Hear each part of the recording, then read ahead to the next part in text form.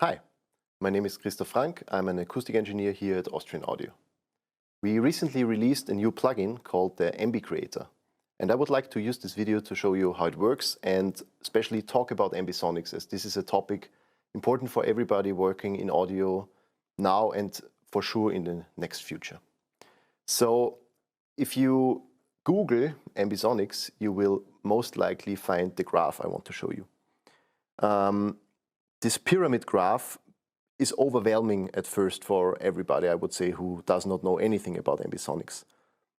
You probably see that the top of the pyramid is an omni. So we know this as an omnidirectional microphone, for example. And then we see three figure-of-8 characteristic graphs. And then, a bunch of other stuff, which is the so-called higher order ambisonics. This graph is, by the way, from a very good book. It's for free. It's called Ambisonics by my dear friends Franz Zotter and Matthias Frank. So make sure to check it out if you want to know more details. I want to talk about first order ambisonics today. So this is basically omni and figure-of-8 characteristics. So basically think about ambisonics as a format to produce and to transport, very important, sound recordings from the whole 360-degree area. So not only horizontal plane, also vertical plane. Most of you probably know how a dual membrane microphone works. So I've prepared something for you. I used graphs from a very cool manual, actually, from Josephson's C700 series microphones. So basically this shows, for example, if you take an omnidirectional characteristics and you mix it with a figure-of-8 characteristics, you get a cardioid pattern. I think most of you will know this. If you now don't mix these two characteristics one-to-one, but in different ratios, you can basically do every characteristic we all know, cardioid, supercardioid, hypercardioid. This is essentially what our Polar Pilot app does if you use it with our OC818 microphone. So if we look to a quick demo version, you can actually download the app even if you don't own the product and check it out for yourself. I can now here, by mixing the different characteristics, can get figure-of-8, cardioid, everything in between, up to an omnidirectional characteristics. Now, what's maybe not that obvious, but you can also use this to have, for example, a cardioid pattern facing to the rear. So again, from the manual of David Josephson, you can see it here. If I use the omnidirectional pattern and subtract the figure-of-8 from it, I get a cardioid facing to the rear. And we can do all these characteristics, as I said, from a dual diaphragm microphone. And if we now have two dual diaphragm microphones facing 90 degrees to each other, we can actually have a figure-of-8 in the one direction and a figure-of-8 in the other direction. So if we now combine these two together, we actually get a figure-of-8 45 degrees shifted. And with this, you can maybe already guess, we can have a cardioid pattern which can steer around the whole horizontal plane. Now, this is useful for stereo recordings and such, but for ambisonics, I told you we also want the vertical plane. So now we need to find out how can we have a cardioid pattern facing to the top and to the bottom. For this, we use actually a technique coming from automotive or mobile phones, and this is the so-called Enfire Array.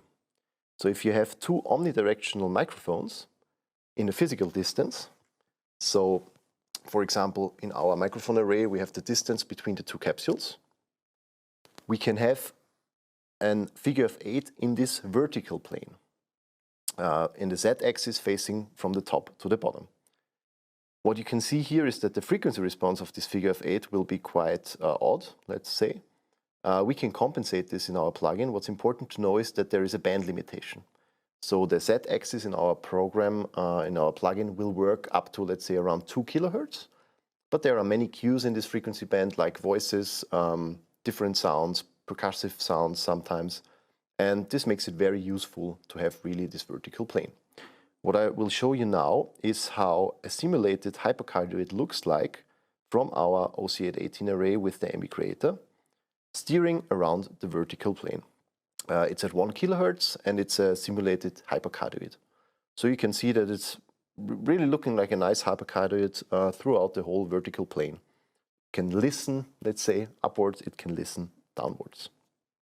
So now if we talk about ambisonics, it's also important to know that this is a transportation format. Because, you know, in stereo recordings, for example, you have a two-channel recording, left channel, right channel. Channel 1 is left, channel 2 is right. Quite obvious. For ambisonics, it's a little bit more difficult. I want to talk about this now. So here you see, again, the top of the pyramid, the ambisonics pyramid we have looked on to before. But now the signals are named differently. So we have a W signal, which is the omni, and we have three figure of eights called X, Z, and Y, basically naming the axis on which they are achieved. And if you had to do with ambisonics, you will probably know these two terms. It's MBX and FUMA. And they basically define in which order these four signals are presented. So for MBX, it's W, Y, Z, and X. And for FUMA, it's W, X, Y, and Z. That's almost all of it. So it's just in which order these channels are presented. Important to know because some DAWs use different orders. Most of them use MBX these days. Our plugin can output both. So now if we want to use ambisonics, which is a really spatial information, we somehow need to represent it to the user. If you have these four channels in the right format, you can do a mono signal out of it, which is not really useful at all. You can do a stereo signal out of it, which also is not so useful as you could then have already recorded in stereo.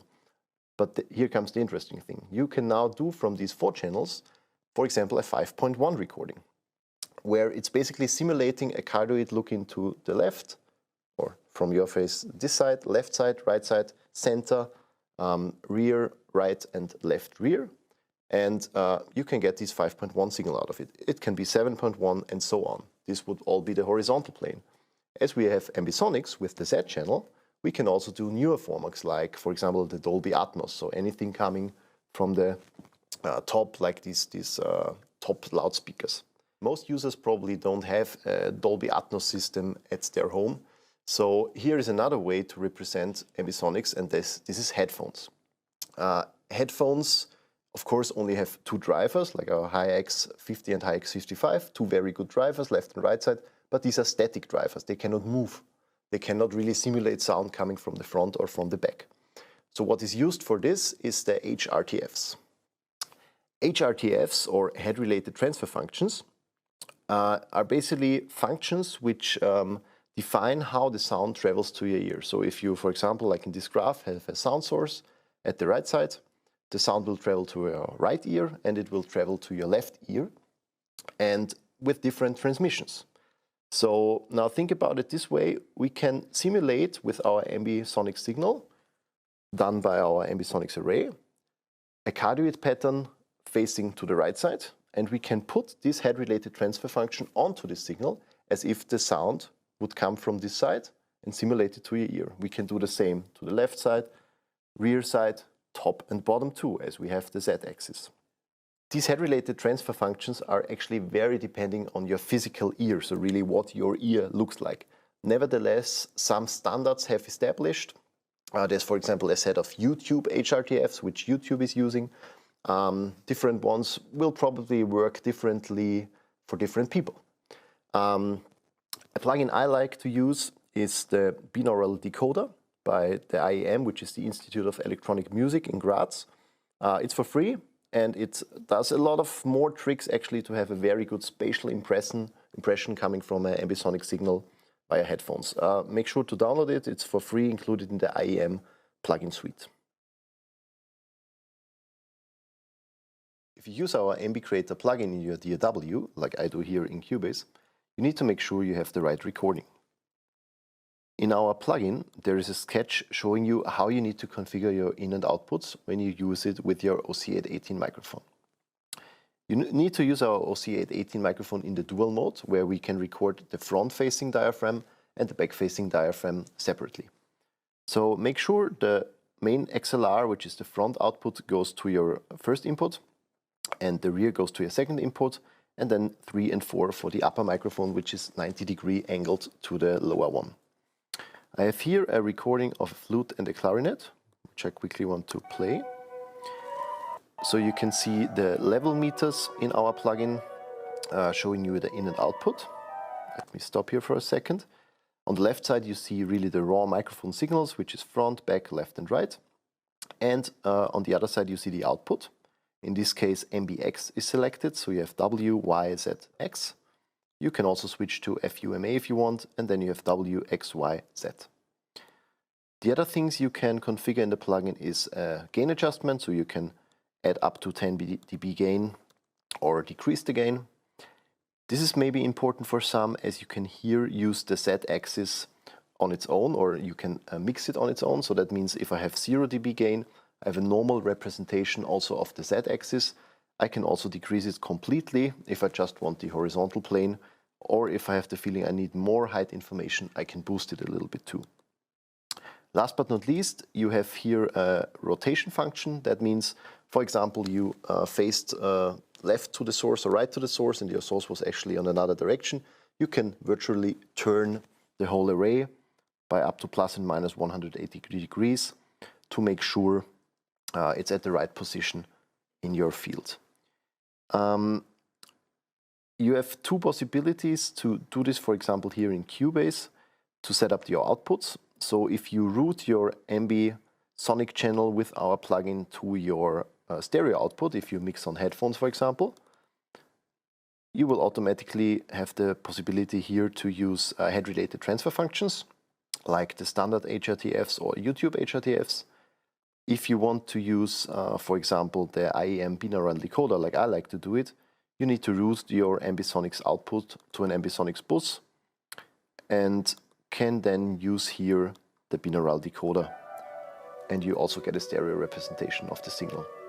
So have fun with our plugin and make sure to record in ambisonics, it's worth a try.